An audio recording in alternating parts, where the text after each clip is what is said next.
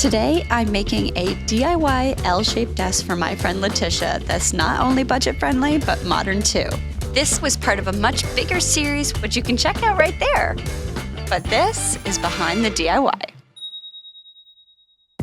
All the steps for this project have been listed in the description box, and you can find the full step-by-step on thecoralchannel.com. Let's do it. I've done all the hard work, all the math, and I've worked out all the cuts you need to make. So let's assemble this frame. I'm taking my two 22-inch pieces and I'm putting them on the top and bottom and then lining up my 24 3/4 pieces on the sides. Then I'm just using a little bit of wood glue, pre-drilling 2 holes at the bottom, and I'm screwing it together. So then, once we have one, we're just going to repeat this for all corners. Now the reason why I'm doing 2 screws is because if I only do 1, the wood will still be able to pivot. So if I use 2, that means I'm gonna have a nice hold.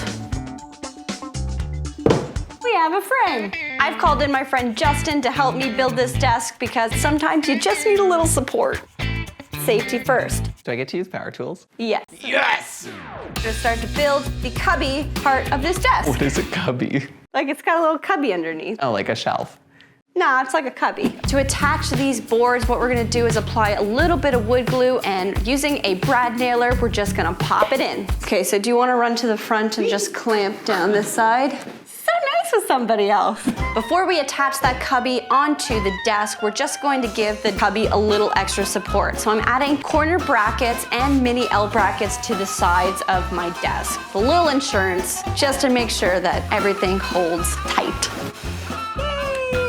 Okay, awesome. So what we're gonna do is push this off to the side. We're gonna bring in the top piece of our desk. And then we're just gonna sit the cubby right on top and trace the top, inside corners, and back wall with a pencil. Pull off the cubby and attach your top hardware to the desktop using the pencil lines as your guide where they should go. The hardware should fit perfectly, and now all you need to do is attach any remaining hardware screws to the bottom cubby. Success! Yeah. My forearms hurt so much. With our desk on its backside, we're gonna attach the other 2 legs. And that leg is gonna go there, just like that. So we have 4 8-inch corner brackets. 2 are gonna go on one leg and 2 are gonna go in the other. Now, before we start to screw this in, I'm gonna use this square or triangle. So this, right now, is perfectly 90 degrees. You're right. Angle. It's only funny when I do it. When someone else does it, it's just stupid. This is gonna make sure that the legs stay nice and straight and give it the extra support that the desktop will need. As a last piece of integral insurance, we're taking the 2 remaining wood pieces and we're adding those into the back side of your desk. All right, so you hold that in place and I'll pop this in. I'm securing those in with 2-inch brad nails and a little bit of wood glue. You got this. I hope so. All right, so now we have our legs, and all we need to do is add the legs on the other side, which was made out of the 2x2s before you popped in. We're gonna secure it with wood glue and 4 2-inch wood screws. So what we're doing is adding some L brackets here just to give structural support on this side, and that this isn't gonna go anywhere. Logically, this should work. So let's move this out of the way and then get this desk in. Ready?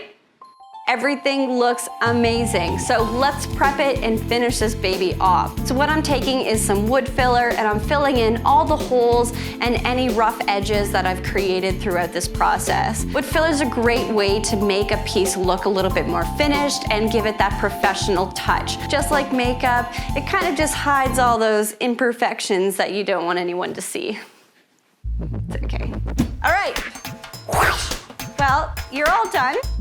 All right, so now that I've been left alone, we're gonna take a nice 220 grit sandpaper and our Orbit sander. We're just gonna sand all the surfaces down and make it nice and smooth. Hey, well that was a grand old time. All right, everybody, have you ever used an iron in your life? I sure haven't. What we're gonna be using is something called edge banding. This is what edge banding looks like. And it's so easy to apply. All you need to do is line up the edge banding to the edges you want to cover, take an iron, and slowly begin to iron it on. Edge banding is a really great way to give your project a professional finish. If it's a little bit too large for any of your rims, all you need to do is just run a straight edge knife right across and just snip away any sections that you don't want. And now we are ready and prepped to pre-stain. Putting on some gloves, protect the old hands. So what this is gonna do is just help make sure that my stain isn't applied in any blotchy way. As a last step, we're gonna stain our desk to the desired color that you want. I've opted to go with a nice weathered oak, but feel free to stain this desk whatever color you like that matches your space. While that's waiting to dry, I'm gonna move on to painting my legs. Not these legs. I'm choosing to paint them a beautiful white. What's nice about painting these legs is that it's gonna hide any like little mini imperfections that this kind of wood would have had, because it's not perfect. Ta-da!